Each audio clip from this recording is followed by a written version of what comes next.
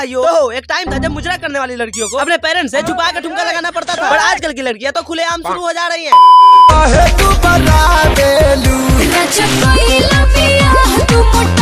अरे दीदी सब तो ठीक है, पर थोड़ी सी कम काली होती तो मजा ही आ जाता। चेहरे की बात कर रहा हूँ मैं। बुद्धि बहुत तेज है तुम। चाचा के तो आम के आम और गुठलियों के दाम हो गए। सस्ती ट्रैवलिंग प्लस फ्री मुझे। फिर भी कोई ना, इतना तो चलता ही है। लेकिन चेहरा जब आगे है तो ये पीछे से क्या रिकॉर्डिंग कर रहा है। खैर चेहरे में तो मैं भी इंटरेस्टेड नहीं हूँ। देखो वो देखने का है जो तूने बनाया है। बाकी लाइक मारो यार, सब वायरल हो रहे हैं। तुम्हारा भाई कब वायरल होगा?